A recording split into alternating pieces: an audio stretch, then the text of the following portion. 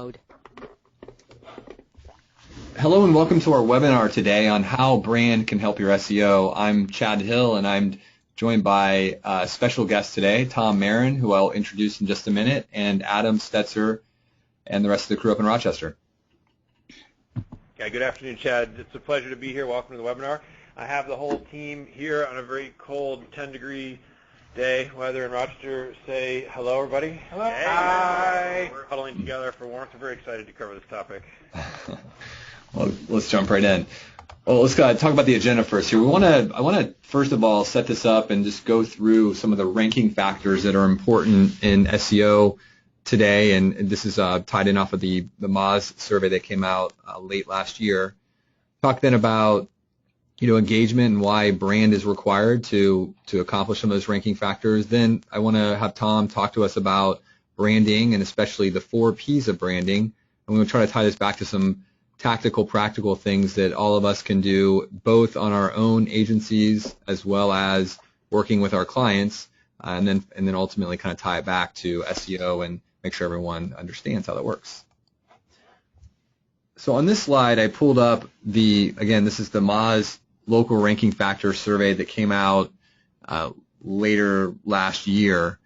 And what I've done on the left-hand side in the checklist is sort of categorized what things you need to do to check the box on what factors, again, the people who participated in this survey thought were important.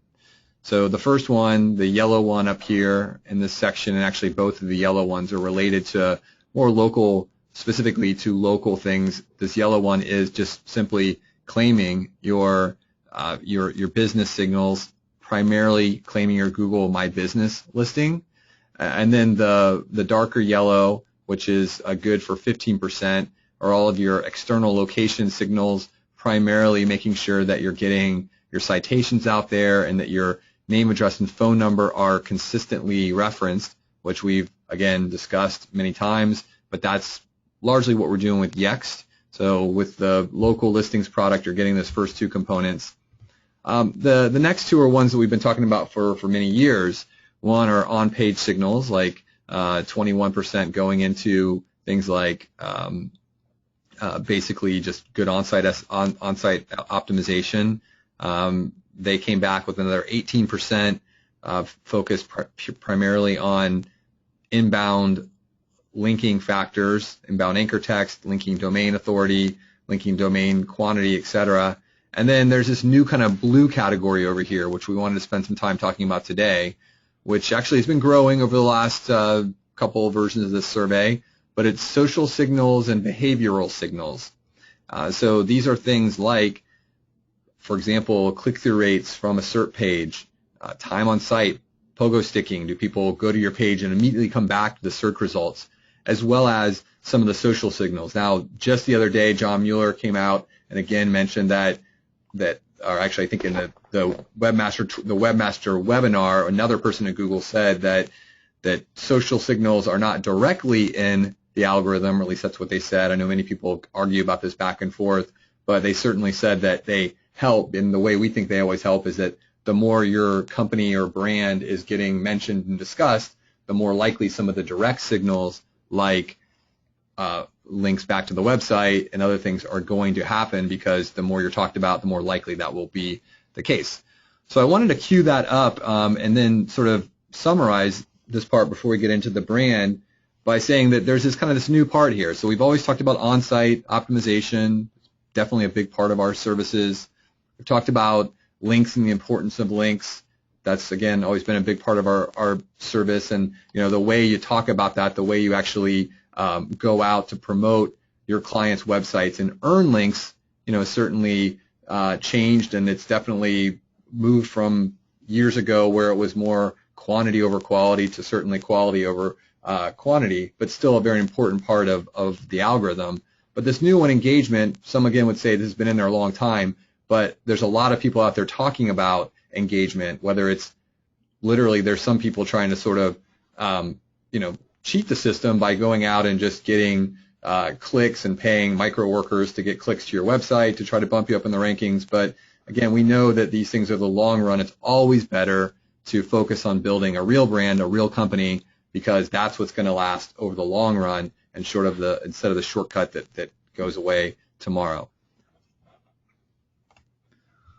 So with that being said, I wanted to have an expert in branding come talk to us today, and really had two ideas here. I wanted to have somebody who could, again, give a little bit of a background so that when we're out talking to our clients, we feel comfortable talking about branding and understand the difference between branding and marketing, and really understanding where does SEO fit into an overall marketing mix. That's going to make us all stronger, trusted digital media advisors if we can do that. But also to give us some practical advice on, we all have brands ourselves. Every one of us has an agency out there, and we're in actually a fairly competitive market. Fortunately for all of us, we're in a market where there's a lot of demand, but we're in a market where there are many competitors, and so things like branding are often ways that companies, and almost always the way that companies try to differentiate themselves. Even if it's like you're going to be the cheapest, that still in many cases, a la Walmart, can be your brand. And so I wanted to bring Tom, who I met about 8 years ago doing some work with one of his clients, a mutual friend. And Tom is the president of MarketCues. He has about 30 years of experience, including 20 running an agency in Chicago, as well as then spending the last, and Tom can tell you, several years here doing consulting around branding. Wanted to have him come and talk to us today. So Tom, thanks for joining us today. Well, thank you, Chad, and good afternoon, everyone. As Chad said, I ran an agency in Chicago, marketing agency in Chicago for 20 years, and I understand that many of you are running your own marketing agency, so congratulations. It's a very exciting and can be very rewarding business to be in, but it's also, as you know, very competitive. And one of the things that you run into when you're building any kind of a marketing firm, whether it's technical that you're doing or creative or design or all full service, is that you find that many of your own brand messages are identical or similar to many of the other competitors that you have. So I thought today's talk could be on, certainly marketing and branding and what those dimensions are and how to use them effectively, but also how you can use them to build your own marketing agency. One quick point is, I've done quite a bit of research on corporations from small, medium, and large, Fortune 100. And one finding that is always stuck in my mind is that 80% of what brand leaders spend their time on is the what and the when of their brand versus the why. The why is the strategy behind the brand. And if I could give one piece of advice, is to reverse that. Spend the majority of your time and your efforts with your clients and on your own brand answering the question, why are we here? Why do we exist? What makes us different? Because if you do that effectively, you will align your brand much more rapidly with your key audiences. It will build momentum more quickly, and it will just seat more firmly in the marketplace. So a good place to start is, what is the difference between branding and marketing? And I'm sure you know these words are often used interchangeably, but in fact they're totally different, powerful words and programs, and should not be used interchangeably. They work on totally different frameworks, and they're designed for totally different results. So that's really what this talk is going to cover. So we can go to the next. Yeah. I think it's showing up now, Tom. You should see it. Okay, good. I'm sorry. Apologize for that. Now, I'm sure everyone is familiar with the 4 Ps of marketing. I mean, it is the basis for the last 50 years, 60 years of marketing and communications throughout the whole world. Product is what you're selling. Place is your distribution channel. Promotion is the strategy you use to entice your customers. And price is the price point that you use to ship your art. And when you combine all of those 4, you get the marketing mix, and that is the 4 Ps of marketing in a nutshell. The thing to remember about this is if your program doesn't have all 4 of these areas firing on all cylinders, so to speak, and taking into consideration all of those dimensions at the same time when you're creating marketing, that will lopside your marketing program and often lead to troubled results. So if you're just doing a quick communications review, ask yourself the question, what is the place? Is this place been properly defined? Has the product and its attributes been defined? Has the strategy behind the promotion been defined? And is the price point easy to understand? The 4 Ps prepare you to bring your program to the marketplace. If you were the owner of a catering business or you're a marketing agency serving a catering business, you would need to know what the other caterers in your market are doing and what they are charging and how they are presenting themselves and how their messaging is being presented and so forth. In my experience, the vast majority of companies and agencies even do not spend much time learning about their competition. They know the basics of it and they learn it over time, but they don't make it a priority. And that often leaves their brands open to attack and very much unnecessarily. So it's worth the homework. There was a major shift in the market where the flow of marketing communications went well, I should say first, marketing is, pushing out what you say about yourself or your company. There was a major shift maybe 15 years ago where it became much more direct, one-to-one. Marketing became very popular and so forth. But the thing to understand, I think, mostly about marketing is that it is a push out of communications. It may not be mass marketing anymore, mass communications. People understand that that's not very effective and it's very costly, but it still remains somewhat of a machine gun approach for developing customers. And I think often this causes the frustration of, you buy a list, you work a list, and unfortunately the list has zero to do with what your customers' hot buttons are. And so that shift you need to make a shift then in the marketplace, which is really what branding is. And branding is exactly the opposite. Branding is what they say about you and your company. So the psychology behind this paradigm shift, which really occurred about 12 years ago, went from pushing it out to pulling it through, or pulling it back, as a pull-through is sometimes called. And a key to that is to design a branding program that will cause your target audience to come to you or your company versus you always having to go out and try to convince them. It's sort of like doing cold calling, only doing it with online marketing. It can be just as frustrating because if you're spending all of your time doing that, you're getting little to no response. So what is the key to branding is basing your messaging not on your particular talents or your agency's personal interests or what your particular goals or services are. I know that's hard to put aside, but to look at your customers' greatest needs, their greatest interests, and their greatest wants that they want, and then build your brand marketing off of what that is. And it may seem counterintuitive to you to put aside your own services because, after all, you're the experts. But at the end of the day, they're the ones who are buying the services. So if you're meeting their needs precisely, they have a reason to come and follow you. If you're just pushing services at them like 100 other agencies might be, well, then that's not going to be particularly interesting to them.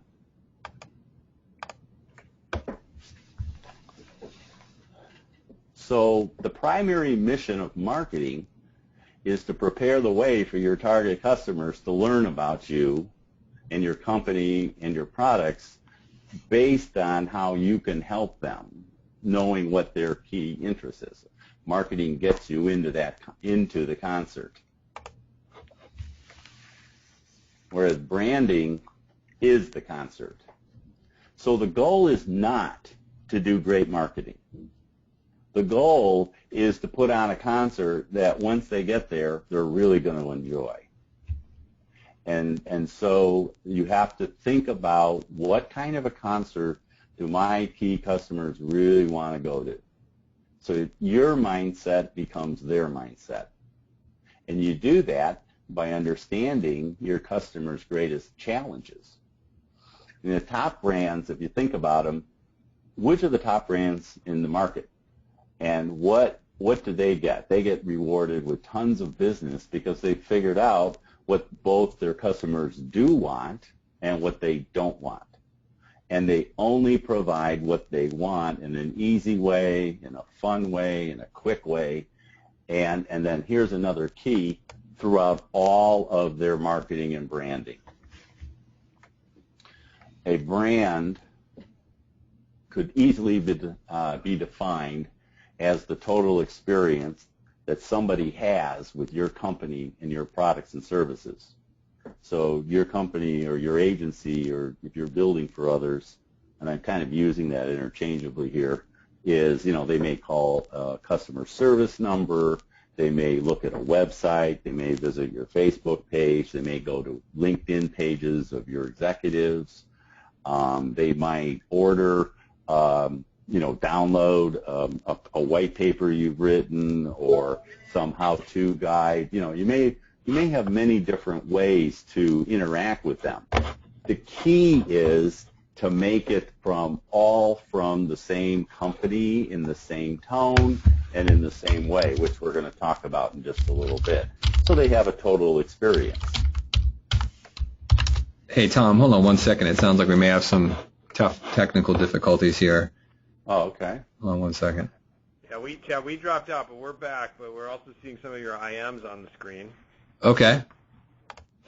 How about now? Might want to turn Google Chat off. I thought it was off. Okay. I will take care of that real quick.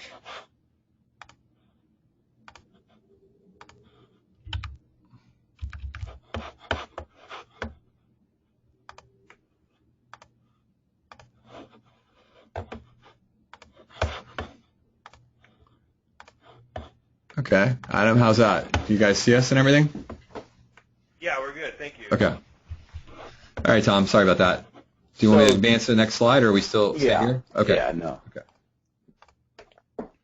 So the 4 Ps of branding is a program that I wrote about 10 years ago that coincided with the shift in the marketplace where the 4 Ps of marketing, although still very relevant, I noticed a very great demand for understanding brand, understanding the differences of brand versus marketing, and then also how to build a brand or how to fix a brand. And so rather than reinvent the wheel, I patterned the 4 Ps of branding off the 4 Ps of marketing. So in some ways, you're going to notice some similarities, but you're also going to see some cross intersections where things have changed. What's interesting is clients often want to rush to the 4th P, which we'll cover in a second, before they resolve their strategic market issues. And as a brand agency owner, I would never recommend you allow a client to do that to you. Always, force them back to their core concept, because their core strategy, because if they haven't got that clear, they're not going to be successful ultimately in their branding and marketing. Right, and we often not have an SEO. We have, people want to rush to the page 1 rankings immediately, even though that takes many steps to get there. So I think everyone on the phone is very familiar with people's tendency to want to get to the results as quickly as possible. Exactly, same thing. So the first P establishes the brand's overall mission and explains why the brand exists. And a client should be able to say, or you should, on your own brand, be able to say in one sentence why you exist and what makes it different than no one else can offer. And as opposed to 14 different descriptions of your firm or your agency or your product or your service, those are all fine, but that's not what the core purpose is. Great example for that is Volvo. When you think of Volvo, you think of safety. When you think of FedEx, you think of overnight delivery. You think of iTunes, you think of music. Think of Mitt Romney, you think of business guy. So when people hear your brand name or your client's brand name, there should be an immediate connection of what that stands for, what its purpose is. So Mitt Romney probably needs he has to reposition himself because he wants you to think of him as president, right? Mitt Romney Exactly right. President. Exactly right. The promise is the second P, and it really does provide a shortcut. It tells you make a promise, and it tells somebody what the expectation can be every single time that they use your brand. And, the classic case is McDonald's. You go to a McDonald's, whether you like McDonald's or not, it's always the same. Starbucks, another great example, because they have defined what are the promises that we are going to make, what is the level at which we are going to make it and maintain them, and all of their resources go toward that. And they never get off that. And as a result, the promises that they have are made and kept, and also they need to be unique. They have to be differentiated. If your promise of your brand is identical to anyone else's promise, well then now it's a crapshoot whether or not they use you or not.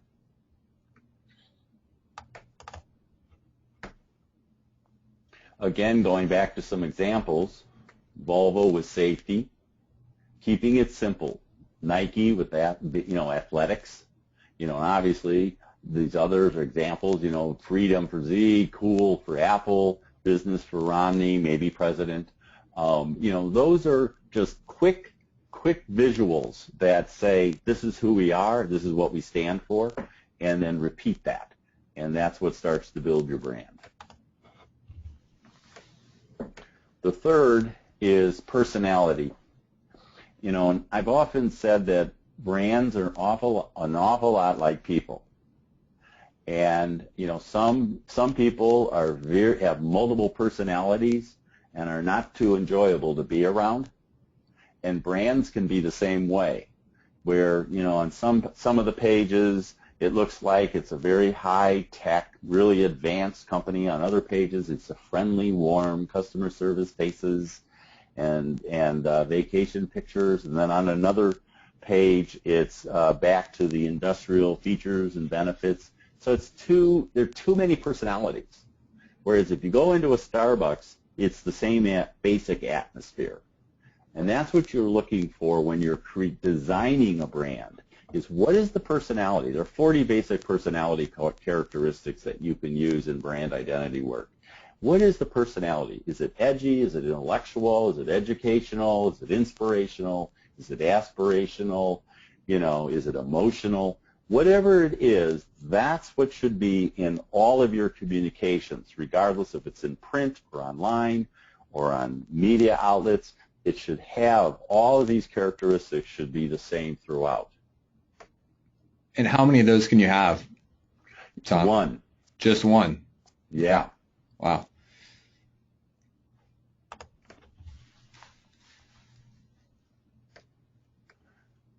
And I picked a fact out of the air here, but most big decisions are made with a lot of emotion behind them. Even industrial services preempt often. The buyer, let's say, matter of fact, here's a great example. A guy that I know back in Florida was in charge of a power generation plant, and he had to make a $100 million investment.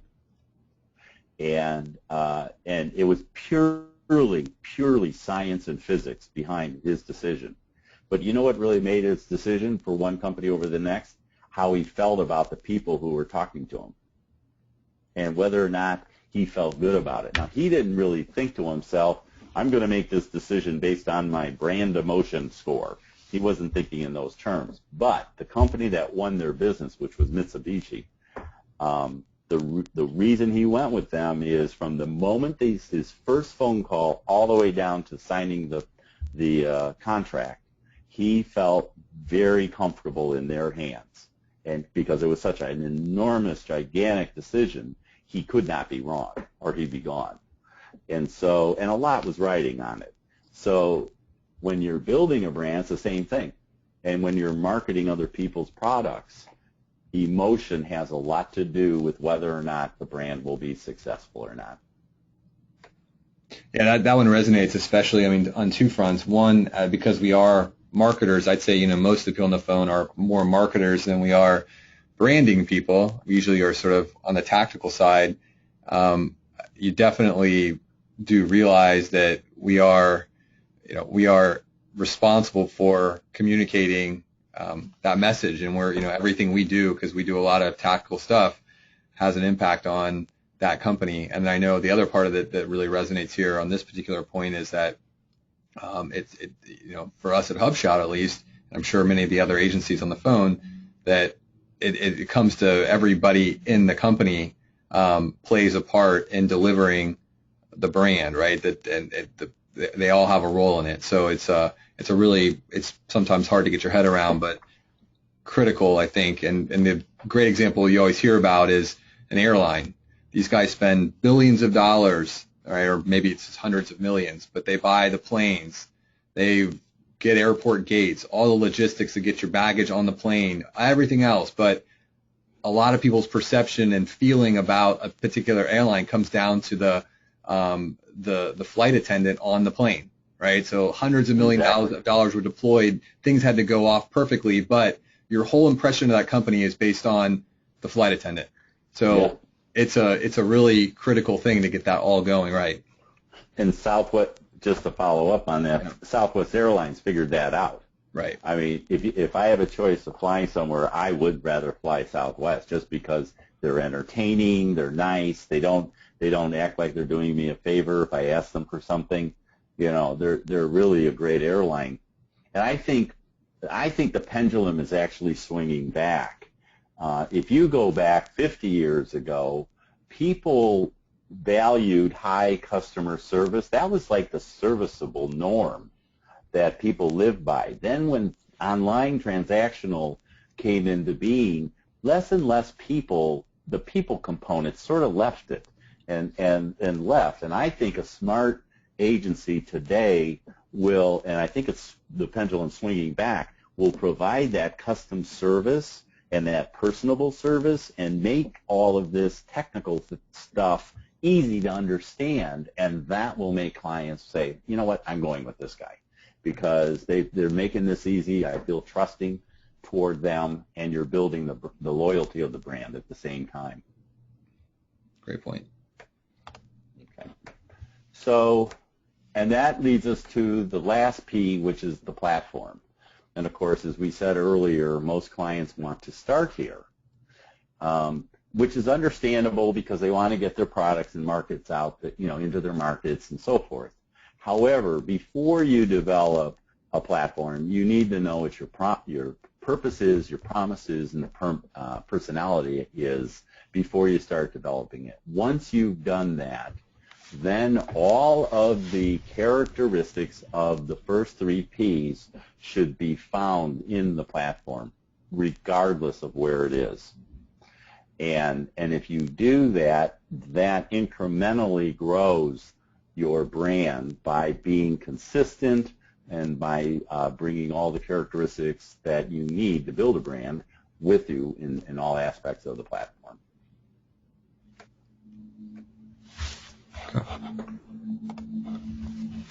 So a few tips are less brand messages, fewer brand messages with greater differentiation, will always beat mass messaging. So if I had a choice between doing 3 cogent, direct e-marketing program, 3 emailing versus a mailing to 100,000 prospects that were unqualified, I'm going with the 3 to the 100 because it's been qualified. I've researched the market. I know what they want. I know what they're interested in. I know what they don't want, and I know what they're not interested in. And that takes time to know that. But once you do know that, then you're head and shoulders above the next guy who's just been pounding them for business without really understanding their business. The second thing is business is all personal. It's all relationships. As my wife used to say to restaurant servers who got a little bit too close, a little too cozy with us, she'd say, please serve us, but please don't join us. And it's the same way. You cannot build trust overnight. You can't go to somebody and say, hey, I'd like you to build a trusting relationship with you. That's not going to happen. But the goal is to have a trusting relationship. So ask yourself the question, what type of communications do I need to put out there in successive roles or successive stages that will start to build the feeling of trust with that key audience. And then, as we pointed out earlier, the big brands are all consistent. And customers of all sizes, I don't care if it's 3 people or 3,000 or 30,000 people, they appreciate and value consistent interactions from their service providers and from the branding that you do for them.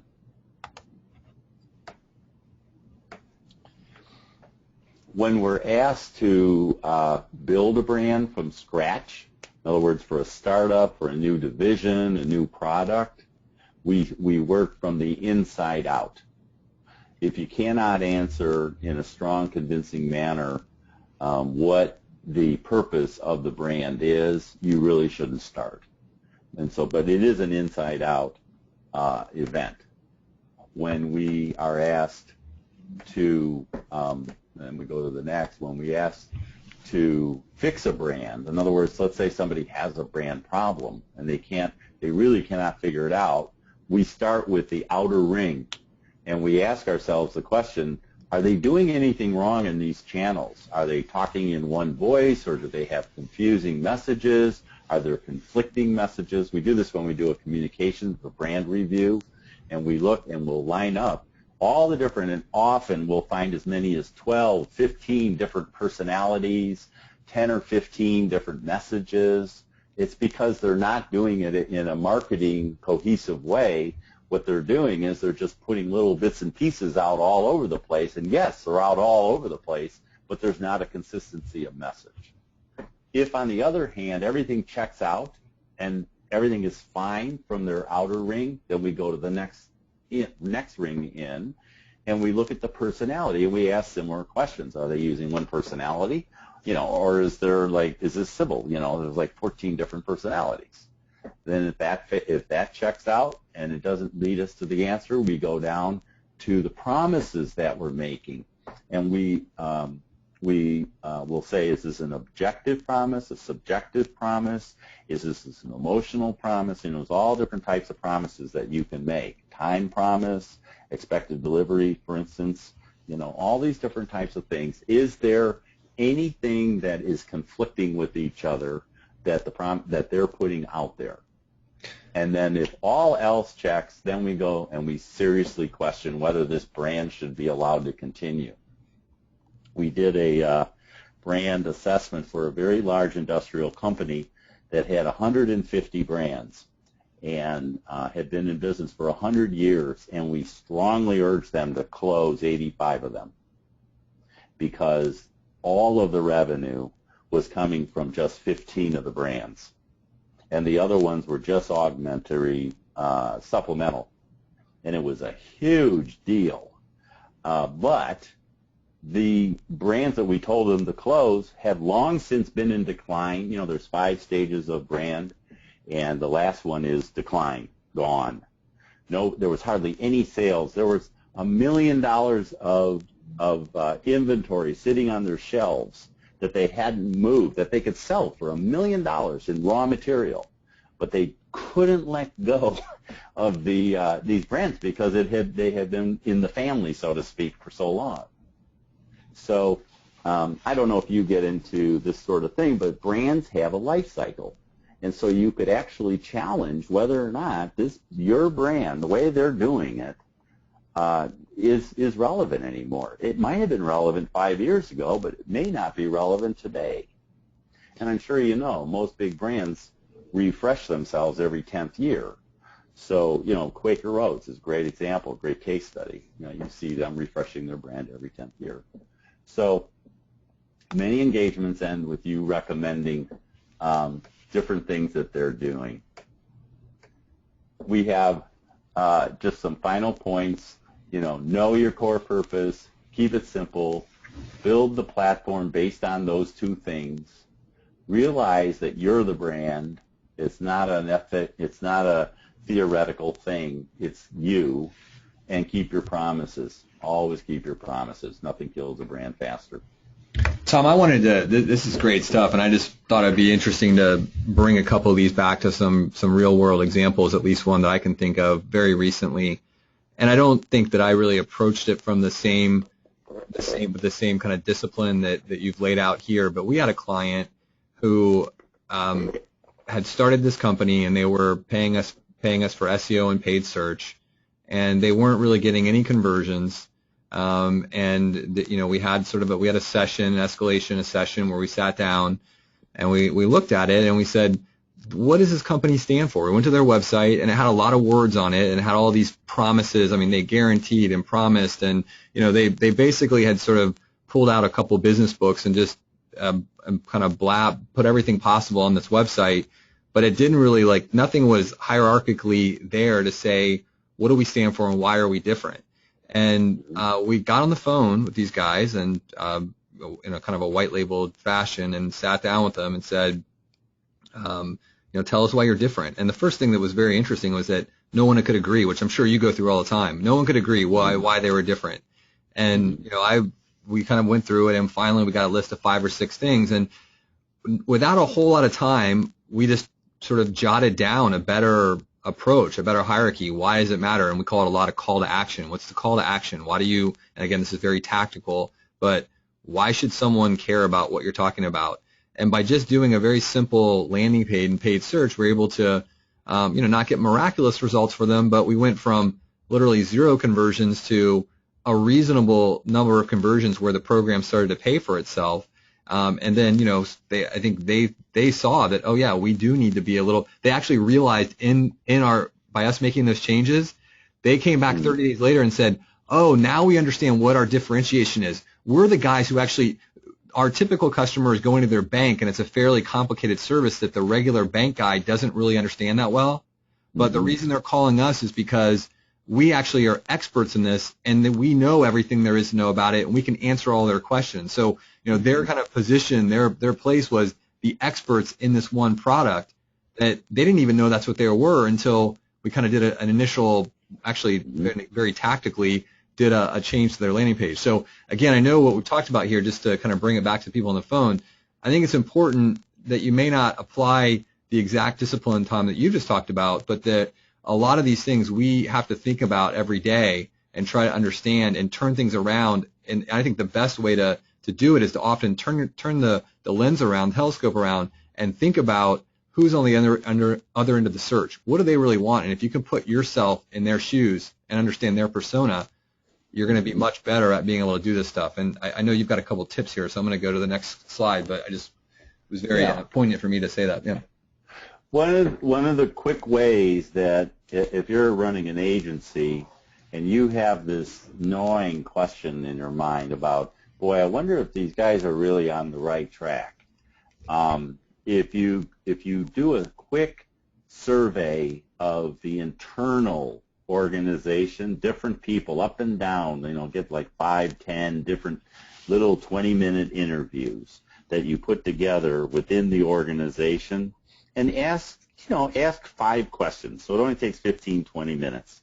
Just asking them about their brand and their company and just to get to the heart of the matter. And then go and talk to 10 different people that they give you who are customers and ask them the same 5 questions. What you're basically doing is a gap analysis of perception versus reality. The in-house view always is predicated on an objective, whereas the out-of-house view is always predicated on why they're buying. And often there is little difference between the two. And that's the disconnect that an agency owner could sense. They may not know why, they can't figure out exactly what's going on, but they just know something isn't resonating here. And that simple survey then is that simple perception versus reality gap analysis can then be brought back to them and say, look, this is how you're presenting yourself. And that used to be a really great way, but this is what your customers actually perceive you as, and therefore here are the shifts that we want to make. Anyway, 5 tips to growing your business is, number 1, think about people and not services. So think in terms of relationship, not the specific technical service, and how to meet those needs. Secondly, determine the emotional hot buttons that your target clients want and have, and then hit those. And then thirdly, create branding with that same high emotion that, and this is a big key particularly for HubShout, is to make it eminently shareable, so that what you're talking about is so different, so radical, so interesting, so something that it gets easily shared with someone else. Fourthly, everybody loves a story. Tell a story versus listing technical descriptions of things. People, not to say that technical descriptions of things are horrible, but they should come as support points and only be made available if someone wants to read it. If you gave somebody a chance to read 1 page on a story versus 1 page of technical copy, they will take the story every time. And then remember, people do not recall much of what they hear, but they do recall how they felt when they heard it. And branding, one of the big keys for branding is to make sure that whatever they're seeing, whatever they're hearing, whatever they're feeling or interacting with is making them feel good about it and reinforcing what they need and what they're interested in. Those 5 keys will really help anybody build any kind of a business that they want to enjoy. Tom, thanks a lot. Those are some great tips. And, I've got a summary slide, but before I jump into that, I was just reading through some of the questions, and it looks like we have a couple people that are really enjoying this session. I know I definitely have, and it's always good to get different perspective. We go back and forth, even at HubShout, trying to sort of understand, is it better to just talk about SEO and on-site blogs every single time, or is it better to mix it up and provide perspective? So I'm glad that some of the other people on the webinar today have written in to say that they're enjoying this topic. I certainly have. One of the things I wanted to do before I again summarize is just again remind everybody that Tom Marin is our guest today. His company is MarketCues. It's MarketCues.com. He actually has some great content on his website. And then Tom, I know I always get it wrong, but you have a sister company, and just give us a quick synopsis of that company, and then I want to summarize and get people on their way for today. All right, we have a program called SmartPlan360. If you go to thesmartplan360.com, you'll find more information about it. But basically what it is an instrument or a tool that agencies can use for their clients to do the gap analysis, the brand analysis, the organizational analysis that we're talking about here. And I wrote this program and produced it because I can only be in so many places at the same time. And this allows me to run a lot of different programs and provide it at a cost-effective rate for smaller to mid-sized firms. Right. Well, thanks, Tom. So I wanted to summarize a few things here and just bring it back to SEO. So the main point that I wanted to make is that thinking about your brand and marketing really can turn into signals that are in the search algorithm. So I put two examples of websites here on the right. I don't know in the grand scheme of things whether Tom would give these guys an A or an F on branding, but just from the layperson who is searching for landscaping Arlington, Virginia, which is a city right by us, these are two people on the first page of results. And I went to their websites, and I got to tell you, if you're looking for landscaping, the one at the top sort of immediately speaks to me. And clearly they're probably O'Grady's. I guess they're with the green. They're probably an Irish family. Who knows? I don't know if that really matters that much. But they have a logo. And then the thing that speaks to me is they've got images, and they say think, dream, create, which is kind of what I'm thinking when I'm thinking about landscaping. And then it continues. It's a slider that goes through some other really nice slides. And then they have also a very nice set of a portfolio that gives a lot of examples. And then I contrast that here with Lisa's, spelled with two S's, landscape company. No logo, very text heavy, looks, definitely a generation or two ago website. But if things like pogo sticking are important, which means like do you go to a page and then go immediately back versus spending time on site, people say, there's plenty of people that believe that that's an important component in the algorithms, at least from the behavioral side of things. I personally, again, everyone would probably have their own opinions on this. I'm going to spend more time on the site that looks like someone has really thought about what they're communicating to me and what they put together. So that's one thing I wanted to mention here. I think also conversion rates. I mean, you're going to have better conversion rates when you have a brand. I don't, again, think that O'Grady's necessarily has the best brand in the world. I don't think that it's something that I would ever compare to what Nike or Apple or anybody else has out there. But certainly, again, conversion rates of how people are going to convert, what they're going to do on your website is important. I also think that you're going to get more shares when you have compelling, interesting content, and then also you'll create opportunities for press. So we have a few minutes here that if we have any questions for Tom or anywhere else, otherwise we can end a few minutes early and get back to our Thursday afternoons, wherever we are.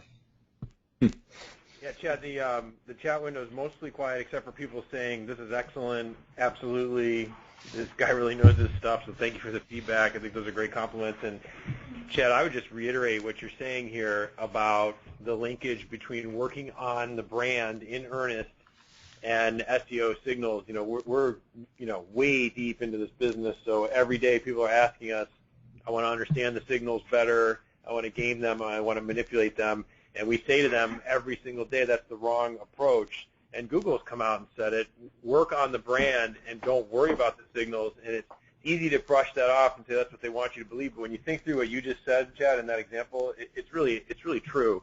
If you're working on that brand in earnest, you will have higher quality outputs and you will generate the signals you need, and you're also working on the brand, which, as we just spent the last 50 minutes reviewing, is really critical to grow your business. So I think this is an excellent addition for those still struggling to turn the corner from 2010 versions of SEO, which was a lot of link building and really no thinking of brand, to 2015 where you really need to be. So this is just excellent stuff, and I really appreciate the content a great deal. All right, everyone. Well, again, thank you for your time, and we'll see you at the next webinar. All right, thank you. Thanks, everybody. Good day.